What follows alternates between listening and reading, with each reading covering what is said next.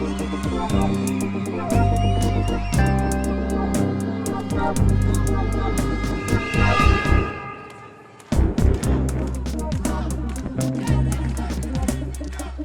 les rebelles, bienvenue à ce 4e épisode d'Activistes en crise. Salut Chantal. Salut Coralie. Ça va bien? Ça va bien. Toi, ça va? Ça va, t'es un petit peu fâchée ces temps-ci. Oui, un petit peu fâchée. Disons que le fait que Legault dise qu'on va peut-être retourner en classe avant le 4 mai, bon, moi, je suis enseignante, ça me stresse, mais ça me met surtout un petit peu beaucoup en s'il vous plaît. Ouais, j'ai vu ça, t'as fait un statut justement là-dessus sur Facebook. Ouais, en fait, je trouve ça complètement irresponsable. Ça m'inquiète pour mes collègues, ça m'inquiète pour les enfants. Présentement, on n'a pas de données qui nous disent que on va pouvoir être immunisé, que si on a la COVID une première fois, on ne rattrapera pas une autre fois. Donc, cette théorie-là de vacciner la population, c'est une hypothèse parmi tant d'autres. Puis, ça a des gros risques de faire tomber plein de monde. Donc, je me dis, le principe de précaution, quand est-ce qu'on l'a perdu? Puis, pourquoi repartir l'école? Est-ce que c'est vraiment pour repartir l'école parce qu'on veut que les enfants soient diplômés? C'est pas vrai. Les examens sont annulés. On sait très bien qu'on pourrait pas faire d'enseignement vraiment. Donc, j'ai l'impression qu'on nous demande seulement d'être une super grosse garderie pour pouvoir repartir l'économie avec des risques qui sont majeurs. Parce que dans une école, on peut pas avoir 2 mètres, là. On n'a pas de lavabo dans les classes. Donc, moi, j'ai pas envie de participer à cette mascarade-là, de mettre ma vie en danger, la vie des élèves en danger, puis de tous leurs proches. Je trouve ça super irresponsable. Comme si le gouvernement voulait juste que vous rentriez dans une statistique, là. C'est comme un petit peu débile, là. C'est débile, mais j'aime ça que tu dises rentrer dans une statistique parce que c'est vraiment l'impression que j'ai. J'ai l'impression qu'on s'attendait à une crise beaucoup plus importante. On a tout vidé les hôpitaux, on a plein de lits, plein de respirateurs. Puis finalement, on a fait des calculs, puis on s'aperçoit que bon, on a moins de morts qu'on pensait, la courbe est moins pire. Finalement, on peut peut-être se permettre plus de morts, puis ça va bien aller. Un espèce de calcul, nombre de morts versus relancer l'économie, on peut se permettre ça. Moi, une mort évitable, c'est une mort de trop, là. C'est hors de question qu'on tue des gens pour relancer l'économie en se disant qu'on peut se permettre un certain pourcentage. Ces gens-là, ils ont des vies. Moi, je suis pas croyante, je crois pas à la vie après la mort, c'est la seule chance que j'ai, je vais pas la perdre pour relancer l'économie. C'est celle-là, c'est ma vie. C'est débile, là. Puis la vie de toutes les autres est importante, là. Je peux pas concevoir qu'on y va avec cette logique marchande-là quand il s'agit de vie. Ouais, j'ai comme l'impression que c'est parce que, vu qu'eux continuent à travailler, ils ont l'impression qu'il faut que tout le monde continue à travailler un petit peu, parce que, veux pas, le François Legault puis tous les ministres, là, ils ont des grosses journées ces temps-ci, là, comme oui. Mais on dirait que je pense qu'ils pensent que tout le monde peut recommencer à travailler de façon comme normale, puis il y a pas de problème. Puis les enseignants, les enseignantes, l'immense majorité travaillent, s'occupent de leurs élèves, prennent de leurs nouvelles, il y a plein de choses qui se font, puis il y a des trucs qui peuvent repartir. Mais présentement, on va dans les épiceries, on fait la file à 2 mètres, on arrive, la caissière est derrière son plexiglas, a des gants, on fait super attention. Il y a des domaines qui peuvent repartir comme ça, mais il faut vraiment pas avoir visité une classe d'école primaire dans les dernières années pour avoir l'impression que la distanciation est possible. Ouais. Allez dans une classe de maternelle, puis dites aux enfants de garder 2 mètres, comme... C'est de la science-fiction. Exact. Puis tous les parents savent qu'en décembre, tout le monde pogne la gastro en même temps. Puis on le sait. Quand on envoie les enfants à la garderie les premières années, toute la famille est malade régulièrement. Et puis c'est pas parce que les éducatrices font pas attention pour tout laver, pour faire en sorte que les enfants se lavent les mains, mais ça fonctionne pas. Les microbes, les enfants vont se les passer, vont se mettre les mains dans la bouche, dans le nez. Les enfants d'école primaire, ils se chamaillent, ils ont des casiers un à côté de l'autre. C'est pas réaliste, c'est pas possible. Ah non, c'est fou. Mais moi aussi, j'étais un peu fâchée. Moi, ces temps-ci, c'est les journalistes qui m'agacent un peu pas mal. Quand ils parlent aux femmes, on dirait, François Legault, Horacio, sont bien gentils, c'est nos papas, merci beaucoup.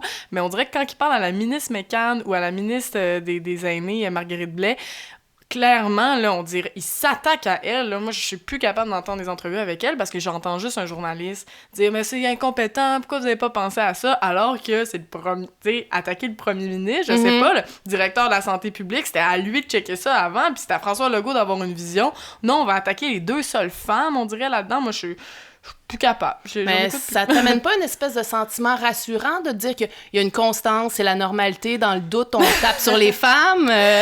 Oui, t'as raison, au moins on ramène c'est ça. On est encore dans la vie normale. Oui, il faut encore gueuler le féminisme et tout ça, là. Fait que, effectivement. Non, ça n'a pas changé très quotidien, là.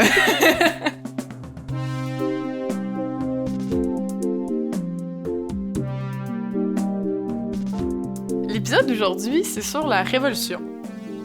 Qu'est-ce qu'on voulait dire par la Révolution? On a tellement de questions avec la Révolution. C'est quoi le mot Révolution? Il y a plus... Plus ce mot-là a été tellement galvaudé. Je veux dire, une brosse à dents révolutionnaire, un nouveau char révolutionnaire. Ça veut dire quoi, la Révolution? Il y a pas une émission de danse que c'est ça, Révolution? Ah oui, en plus! C'est devenu un tour sur soi-même, la Révolution. Non, c'est un terme qui est complètement galvaudé, mais pourquoi parler de Révolution maintenant? Moi, ça me hante. Ces temps-ci, je me demande vraiment qu'est-ce qu'on fait en tant qu'activiste, c'est le thème de notre podcast, qu'est-ce qu'on fait, comment on se mobilise. Et puis, on se questionne, toi et moi, depuis le début, et on n'arrive pas à vraiment beaucoup de réponses. Et les seules réponses auxquelles on arrive, c'est des réponses qui appellent les petits gestes, sans être péjoratif. Ouais. Ça peut avoir des grands résultats, là, mais quand même, de façon générale, les petits gestes amènent des petits résultats. On peut quand même faire cette équation-là. Ouais. Donc, pétition, tweetstorm, toutes sortes de trucs, écrire des lettres, faire des achat appels. local. C'est ça. Tout ce qui est plus petits gestes, ça amène généralement des petits changements. Et dans une période de pandémie comme ça peut demander énormément d'énergie aux activistes de se mobiliser pour créer des grandes mobilisations par des petits gestes. Beaucoup d'énergie, petits gestes, petits résultats. Est-ce qu'on est mieux de prendre ce temps-là pour réfléchir à préparer la révolution après COVID-19? Est-ce que... Ben, j'ai l'impression que c'est ça un petit peu. Moi je suis là, je lis des livres là, ces temps-ci, ça n'a pas de bon sens. Comme tu sais, il faudrait se reposer aussi pour être prêt, parce qu'on va en avoir du travail à faire, mais on dirait que je peux juste pas me reposer avec tout ce qui se passe. Je pense au après, je pense à quel point Coca-Cola va nous vendre son Coke en faisant « Vous avez besoin d'un bon Coke après cette grande pandémie », puis avec une belle fille qui boit son Coke, là, genre... On dirait que je les imagine déjà, ces annonces-là, et j'en ai déjà des frissons d'écœur en titre. Oui, quand la fameuse machine va repartir, je pense que ça va nous repartir en pleine face plus vite que jamais. Tout le temps qu'on va s'être arrêté, j'ai l'impression que l'élastique va nous péter d'en face. Là. Ça va vraiment aller super rapidement. Puis la consommation va reprendre plus que jamais. Là. Non, il faut y penser maintenant. Puis c'est ça, est-ce qu'on décide de préparer une révolution? Mais là, on l'a dit, tu l'as nommé tantôt, c'est un terme qui est tellement galvaudé. C'est quoi la révolution maintenant? De quoi on parle quand on parle de révolution? J'ai pas envie qu'on imagine une révolution super romantique où tout le monde, demain matin, sorte avec des drapeaux. On suit un grand leader qui serait... Le soir rouge, là, qu'on appelle. Oui. Ouais. C'est pas ça, la révolution. La révolution, c'est simplement de rendre révolu un mode de vie qui fait plus aucun sens. Puis il fait vraiment aucun sens. On s'entend que le mode de vie nous a carrément menés à la crise d'aujourd'hui, là. Les experts le disent, même l'ONU le dit, s'il y a un coronavirus, on est en crise de pandémie, c'est à cause à cause des changements climatiques, de la déforestation, à cause de tous les avions aussi qui se promènent. Hey, les gens d'affaires, là, ils l'ont promené, le COVID, hein, s'il vous plaît. Là. Oh oui, absolument. Puis la création même du COVID, le COVID, bon, c'est une zoonose, donc ça nous provient des animaux. Et puis, l'ONU le dit, il y a plein d'études qui le disent, c'est vraiment la déforestation, l'utilisation des antibiotiques, l'agriculture intensive, l'élevage des animaux, le commerce mal réglementé et illégal de la vie sauvage et les changements climatiques. C'est ça qui cause la COVID. Donc, si on continue, on peut s'attendre à en prendre une belle habitude de recevoir des zoonoses en pleine face. Ça pourrait être le bon moment de dire, on arrête tout. Ça suffit, on démarre quelque chose de nouveau. Ben oui, moi j'essaie de t'en parler tantôt, puis je vais essayer d'en parler à l'audio, mais c'est tellement difficile. Moi, je pense qu'il faut tout changer pour que rien change, à peu près. Dans le sens, si on change pas tout de suite, on va se ramasser en mode survie, on va se ramasser qu'il y aura plus d'eau potable, plus d'air respirable, il va falloir se battre pour les dernières ressources. Ça, si on continue comme ça, on va foncer dans ce mur-là, alors que si on change tout, toutes nos façons de penser, toutes nos façons de consommer, ben peut-être qu'on aurait la chance que tout reste comme maintenant ou avant la crise, c'est-à-dire, mais pas au niveau de la consommation, mais au niveau d'aller voir ses amis, aller à l'école, s'éduquer, lire des livres. Si on veut qu'on soit... qu'on ait une vie harmonieuse, ben il faut tout changer. Non, je suis vraiment d'accord avec toi, puis c'est ce qui amène notre sentiment de colère, notre sentiment de crise, c'est que si, présentement, on change pas tout, ben, on n'aura pas le choix de tout changer. Ça sera pas un choix, ça va nous exploser au visage, puis il va falloir qu'on se débatte dans un monde qui va devenir de plus en plus hostile. Et puis ici, bon, au Québec, on est super chanceux, on est vraiment privilégiés, on est dans les derniers que les changements climatiques vont affecter. Mais imaginons tous les migrants qui vont arriver, les réfugiés climatiques qui commencent déjà à en avoir. On peut imaginer que ça va être une expansion énorme, ça va être très, très, très, très, très difficile. Et puis, si on continue de prendre nos fruits et nos légumes partout dans le monde, on peut s'attendre à ce qu'il y ait des problèmes d'approvisionnement de beaucoup de choses aussi, là. Ah, vraiment, là, ça va nous exploser d'en face. Ouais. Si on fait rien, mais déjà, ça le fait. Puis en plus, il y a le coronavirus, mais aussi, j'avais lu aussi la maladie de Lyme aussi, que ça pourrait être ça, que d'habitude, c'est une tique qui allait vraiment sur les autres animaux, mais que plus ça va, plus elle a plus d'animaux sur lesquels se loger. Donc, elle commence à se loger sur l'humain, sur les chiens, sur les chats, nos animaux de compagnie. Fait, on est tout en train de le provoquer, puis c'est fou parce que c'est tellement loin, c'est un peu de dissonance cognitive, comment ramener dans une seule et même image la crise, la pandémie avec une déforestation. Ça rentre pas dans la tête du monde. C'est super abstrait, c'est vraiment difficile à concevoir. C'est le même problème avec les changements climatiques. C'est quelque chose qu'on peut pas pointer du doigt. La COVID, on la voit pas, mais on voit les gens qui meurent directement. Avec les changements climatiques, c'est sur des années. Ouais. Les gens vont pas faire le lien entre leur cancer et les changements climatiques, entre toutes sortes de choses et les changements climatiques. Donc, c'est beaucoup plus difficile de l'attaquer. C'est un ennemi qui est beaucoup plus invisible. Ouais, puis c'est surtout avec le Nord aussi, la mondialisation, en fait, qu'on a juste déplacé la pollution. Il y a beaucoup d'activistes des années 90, mettons, écologistes, qui se battaient pour la préservation de la couche d'ozone, contre les pluies acides, contre la pollution dans les grandes villes. Et souvent, ces usines-là se sont juste déplacées vers le Mexique, le Bangladesh, le Pakistan. Donc, la pollution s'est tassée. Là, on fait « Ah, mais Londres avait un pire indice d'air pollué dans les années 90 que maintenant. » Mais ça veut pas dire que ça va bien. Non, puis c'est les plus grands pollueurs qui la vivent la moins, cette pollution-là. C'est complètement injuste. Si on regarde une carte des pays qui sont les plus grands pollueurs et on regarde une carte des pays qui en souffrent le plus, c'est quasiment un opposé complet, là. C'est ceux qui créent le moins de gaz à effet de serre sont ceux qui vont le plus souffrir des changements climatiques. Je refuse de me faire éteindre. Je refuse. Il nous faudra combattre le spleen. Il nous faudra danser sur la déprime. Il nous faudra beaucoup d'amour. Aimons-nous, puisque tout flambe. Restons du côté des vivants. Résistons. Et ce soir et tous les autres soirs, cette prospérité de déjà riche, cette austérité de retranché, ce cul-de-sac, faisons l'amour dessus. Véronique Côté. Ben là, Chantal, la révolution au Québec, on est-tu vraiment prêt à ça? Ben, il y a 2 semaines, 3 semaines, 1 mois. Ça fait-tu déjà 1 mois qu'on est en confinement? 1 mois, 1 mois. Et là, j'ai perdu la notion du temps. Mais il y a 1 mois, je t'aurais dit non. Je t'aurais dit, on est vraiment loin de ça. Les gens sont dans leur confort, dans leur train-train. Oublie ça, une révolution au Québec, ça va prendre une crise. Ouais. Et là, on est dans une crise. Et dans les moments de crise, on est capable d'être à l'écoute d'idées qu'on n'aurait pas normalement. C'est pas n'importe quelle crise. C'est pas juste une crise qui est à l'extérieur de nous. C'est une crise qui nous amène dans un état de privation. Puis quand on perd nos privilèges, quand on perd nos repères, quand on arrive à l'épicerie, puis il n'y en a plus de papier de toilette, puis il n'y en a plus de canne de tomates, bien là, on est capable de se dire peut-être que le système dans lequel on est, il ne fonctionne pas. On est bien placé pour se poser toutes sortes de questions puis se demander est-ce qu'un autre système est possible?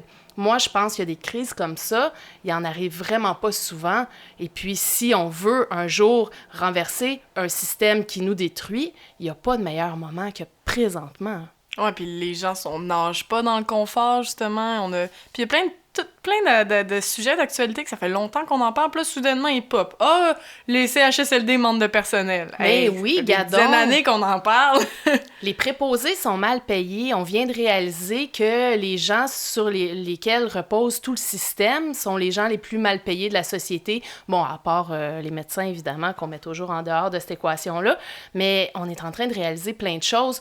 Puis on parle de revenu universel garanti, on parle d'augmenter des salaires, on parle de plein de trucs. On est en train de s'apercevoir que la gauche avait des bonnes idées. Ouais, c'est plus du gros bon sens, on dirait, qui revient aussi. Moi, je trouve ça... Tu sais, moi aussi, je sais pas pour la révolution, mais je me dis, tu sais, déjà, la première étape, ça va être de revenir un petit peu vers le local, puis tu sais, la démondialisation. Puis je trouve qu'il y a des trucs, c'est juste simple. Là. Comme j'ai appris que les États-Unis importent autant la même quantité de viande et de patates qu'ils exportent à chaque année. On peut-tu commencer par ça, s'il vous plaît? C'est ridicule. C'est simple, C'est simple, on s'entend, là, puis là, c'est révolutionnaire, mais alors que ça a l'air d'être juste le gros bon sens, moi, c'est un peu ça qui me fait capoter avec le terme « révolution », c'est que autant que j'ai envie d'amener les gens vers ce terme-là, que on va pas tant... Dans le sens, on va revenir à quelque chose de plus simple, pas plus compliqué. Oui, la révolution, oui, peut-être que c'est un terme qui... Ben, c'est un terme qui fait peur, parce qu'on imagine vraiment que du jour au lendemain, il n'y aurait plus rien de ce qu'on connaît, on perdrait complètement nos repères. Mais pour moi, l'entraide qu'on vit présentement, c'est révolutionnaire. Parce que le système capitaliste dans lequel on est, qu'est-ce qu'il exige pour qu'on consomme toujours? C'est qu'on soit des individus complètement fragmentés, isolés, atomisés. Et comme ça, on a absolument besoin de se tourner vers des commerces pour acheter des choses parce qu'on a besoin. Si je connais personne dans mon entourage qui est électricien, j'ai besoin d'en faire venir un. Si je connais pas de boulanger, je vais à la boulangerie. Donc, on arrête de s'entraider. Et puis, le système capitaliste sort tout le profit. Puis on monétise le temps aussi. Là pour l'instant, on ralentit, alors que d'habitude, on se dit « Hey, comment je peux acheter des repas pré-préparés? Tout ça, là, comme on essaie vraiment juste de gagner du temps, alors que là, ouf, on prend une pause, ça se peut peut-être. » Oui, puis dans cette pause-là, qu'est-ce qu'on découvre? Bon, évidemment, il faut oublier tout le phénomène de délation qui est excessivement inquiétant, mais si on enlève ça, il y a quand même une solidarité incroyable qui est en train de prendre forme. Des groupes sur Internet qui se forment un peu partout, où les gens s'entraident, se proposent d'aller faire les courses pour celles et ceux qui ont des besoins, se proposent de faire des achats ensemble, des achats locaux. Il y a plein d'initiatives locales qui commencent à prendre forme. C'est révolutionnaire, ça. Vraiment. Mais t'en as parlé de la délation, je pense qu'il faudrait en parler un petit peu. C'est quand même inquiétant ce qui se passe.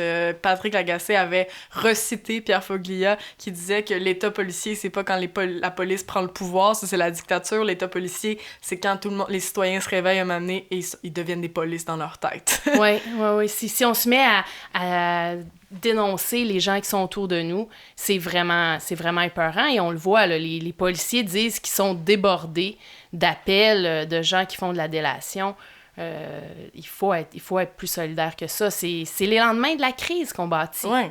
Puis que si t'as un problème avec ton voisin, ben c'est pas le temps d'appeler un agent armé, là. C'est le temps de parler à ton voisin. Justement, c'est vraiment le moment dans une crise comme ça de dire on va laisser tomber les préjugés, puis on va s'entraider. On va arrêter de se regarder puis de se juger entre voisins. Là, c'est plus le temps de vérifier si le gazon est plus joli ou pas. Là.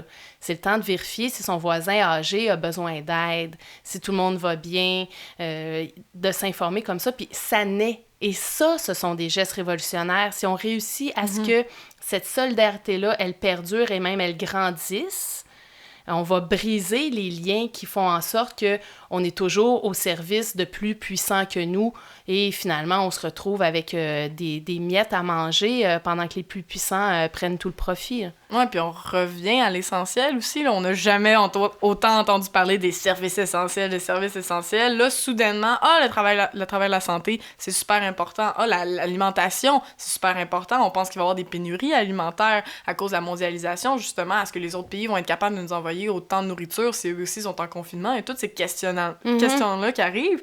Puis, il faut juste revenir à l'essentiel. C'est ça, la base. Là, on écoute les scientifiques. Là, on s'intéresse à ce qu'on va manger. Là, on s'intéresse à ce qui va arriver avec l'éducation. Toutes des questions qu'on se posait plus parce que on veut juste savoir combien Nestlé va nous donner d'argent cette année. La réponse est 0, mais je vous le dis tout de suite. Non, on a plus le temps. On roule, le hamster roule, puis on n'a pas le temps de se poser ces questions-là. Vas-y, consomme Netflix quand t'arrives le soir. T'as pas le temps de te poser des questions, mais là, on a le temps. Puis oui, une révolution. Puis bon, c'est difficile de parler de révolution sans citer le Che. Vous m'excuserez. Mais c'est obligatoire, rendu là. Mais c'est difficile, c'est difficile. Si vous avez jamais lu rien de Che Guevara, ça vaut la peine, ça vaut la peine. Mais quelque chose qui me touche beaucoup, moi, c'est quand il dit le vrai révolutionnaire est guidé par le grand sentiment d'amour. Il est impossible d'imaginer un révolutionnaire authentique sans cette qualité. Puis pour moi, c'est ça. Quand on parle à des activistes, à des rebelles, à des gens qui sont révolutionnaires, ils sont habités par l'amour de l'humain, par l'amour de la belle vie. Parce que si on fait pas cette révolution-là, eh bien, on continue d'être des serviteurs de puissants, puis on est malheureux, on se gave de pilules, on diagnostique nos enfants, et puis on n'a pas de temps pour nos proches. On a une vie merdique, là. Ah ouais, j'ai une statistique d'ailleurs là-dessus. L'OMS dit que depuis la Seconde Guerre mondiale, les taux de suicide ont augmenté de 60%. C'est complètement fou. C'est débile. Et aussi, ils ont ajouté, l'OMS a dit qu'il y a 300 millions de personnes à travers le monde qui souffriraient de dépression, ce qui fait la première cause mondiale d'handicap. La dépression. C'est malade, là. C'est dans notre tête. Encore un ennemi invisible, hein? On aime ça, ce terme-là, ces temps-ci. Un autre gros ennemi invisible. Et alors que la révolution, ça amène un peu cette énergie-là. Je veux dire, quand moi pis toi, on parle de révolution, là, nos petits yeux, ils commencent à pétiller. Si vous nous voyez, on commence à rougir, là. Ah, on aime ça, parler de révolution. on pourra en parler pendant des heures et des heures. Il va falloir qu'on fasse attention parce que je pense que tous les autres podcasts, on va parler de révolution parce que c'est beau. La révolution, c'est la fête. La révolution, c'est amener un nouveau monde. C'est quelque chose de super positif. Il faut changer cette image-là chez les gens parce qu'on a tellement réussi à pervertir cette idée-là. Puis c'est normal que le pouvoir veuille faire en sorte que l'idée de la révolution, ça soit vu comme quelque chose de dangereux, de violent, de négatif. On n'est pas en train de vous dire de sortir dehors puis de tout brûler, là. La révolution, ça peut être excessivement positif, ça peut être dans l'amour, dans l'entraide, ça peut être simplement de dire non, ce système-là, on n'en veut pas, on va s'installer à côté. Ben oui, pis c'est ça profondément la révolution, parce que là, ce système-là, là, moi qu'on me dise que le capitalisme a apporté l'amour partout dans le monde, là, alors qu'il y a des montées d'extrémistes, il y a de plus en plus de gens qui crèvent de faim, comme il y a le coronavirus, comme on en a parlé, ça fonctionne pas. Je suis tannée là, de le dire. On dirait qu'il faut le répéter 100 fois par jour. Là, ça fonctionne pas, ça fonctionne pas, ça fonctionne pas. Ça fonctionne pas, puis on a l'impression que le seul changement possible est aux 4 ans.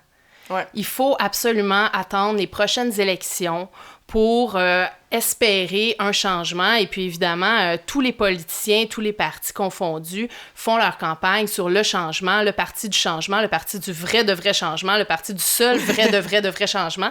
Ça revient toujours, mais comme si c'était la seule façon possible d'arriver à un changement. Mais pourtant, il y a plein d'autres façons possibles d'arriver à des changements. Il y a plein de mouvements qui sont pas passés par les urnes, qui ont réussi à faire d'immenses changements, de grandes révolutions dans nos vies, là. Ouais, comme le mouvement féministe, entre autres, qui n'a jamais eu de parti féministe, puis pourtant le mouvement se porte très bien, là. Absolument, puis le mouvement féministe a tellement réussi à faire avancer la cause des femmes, mais non, ça aurait probablement pas été possible de former un parti. Ben, on peut difficilement imaginer que tout le monde aurait voulu voter pour ce parti-là. Ouais, il y a quand même... Bon, il y a des hommes féministes, il y en a de plus en plus, mais il y en a quand même quelques-uns encore qui ont de la difficulté à laisser aller quelques privilèges. Donc, peu de chances d'être élus pour le Parti féministe, mais d'énormes gains, d'énormes gains. Il y en a d'autres à faire encore, il y en aura toujours à faire, malheureusement. Mais bien sûr que le mouvement a eu sa force. C'est fou, mais c'est comme si, en plus, tu le sais, des fois, quand les médias nous parlent, quand on représente Xer pour une manifestation ou une action, par exemple, ils vont nous dire « Mais pourquoi vous vous présentez pas en politique? » Moi, là, ça me fait capoter. J'ai goût de demander aux journalistes « Toi, pourquoi tu te présentes pas en politique? C'est quoi ta job? » Oui, si on se présente pas en politique, on peut pas rien dire. Exact. Et puis, on peut avoir le droit de parole aux 4 ans. Donc, si t'es pas content, tu voteras pour quelqu'un d'autre la prochaine fois. Mais j'ai voté pour quelqu'un d'autre, puis ça n'a rien changé. C'est ça. Et puis, L'idée de la démocratie, c'est une idée dans laquelle les citoyens sont nécessairement informés et peuvent débattre. Si on n'est pas informé, si on a un système d'éducation qui vaut pas tellement cher, comment on peut espérer après que les gens vont être capables d'avoir une réelle démocratie? Ouais, puis il faut faire des projets de société aussi. Moi, je trouve que Révolution, c'est un pas pire projet de société, là, tu sais, comme de ramener un peu... OK, on s'en va vers une vision, un avenir. Je veux dire, l'avenir, c'est pas juste de consommer. L'avenir, c'est pas juste de comme, je vais m'acheter un chalet dans 5 ans. Comme, à un moment donné, l'avenir aussi, c'est de penser à ses amis, à ses collègues, aux futurs enfants, aux enfants de nos amis. Comme, c'est d'aller plus loin que ça, là. On a une vision, là, tellement à court terme. Même pour le coronavirus, j'en reviens pas, les gens qui ont hâte... j'ai hâte que ça revienne à la normale. Dans le 4 mai, là, ouf, ça va être fini. Comme, les gens ont pas de vision à long terme, là. Non, c'est quoi cette urgence-là quand on compare à des vies? Non, moi non plus, je comprends vraiment pas. On a une pause, on peut s'arrêter un peu. Ouais.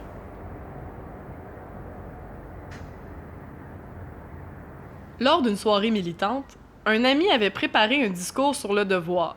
Il fallait poursuivre la lutte partisane au nom de ce qui nous avait été légué et au nom de notre responsabilité pour l'avenir. Je ne trouvais pas que c'était une bonne idée de travailler à insérer un « il faut » de plus dans le crâne des gens. Tandis que nous nous rongeons de l'intérieur, nous demeurons hagards et affaiblis face à la poignée de décomplexés qui saccagent la planète et les cultures humaines.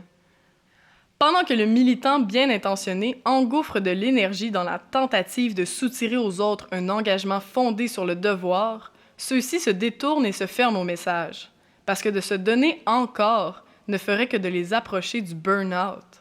Le burn-out n'est d'ailleurs pas rare chez les militants eux-mêmes. En fait, ce qui rapproche du burn-out, ce n'est pas de se donner encore, c'est de se donner encore sans avoir un réel désir de se donner, sans cette poussée qui vient du corps, du ventre, du cœur, enfin de n'importe où, mais pas du jugement moral.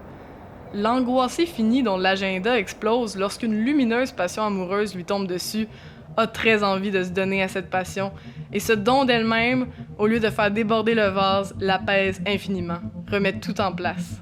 Le désir change tout. Militer égale exciter. Catherine Dorion, Les luttes fécondes. Moi, je suis bien contente parce qu'on a commencé à recevoir quelques idées de gens, des gens qui seraient intéressés à venir nous rejoindre, évidemment virtuellement, mais à venir faire l'émission avec nous parce qu'ils ont des idées à partager. Donc ça, je suis très, très, très contente. Ben oui, on est super ouverte aux suggestions, puis si les gens veulent nous envoyer vraiment des exemples de quoi ils veulent nous parler, ou tu sais, les extraits de textes qu'ils aimeraient peut-être qu'on lise aussi, il y a peut-être des poètes dans la salle qui aimeraient ça être lus aussi, ben qu'ils nous envoient leurs textes, puis ça va nous faire plaisir de leur donner une place. Super bonne idée. Et puis, si vous avez envie de faire une entrevue avec nous parce que vous avez des bonnes idées, simplement, s'il vous plaît, prendre le temps de nous détailler un petit peu vos idées pour qu'on puisse savoir dans quelle émission ça se porterait bien. On se dit à la semaine prochaine. À la semaine prochaine! Et on vous laisse sur un extrait des Vulgaires Machins. Tout seul, je veux pas mourir de honte, en petites miettes sur le seuil, compter les corps qui tombent, je veux pas rester tout seul.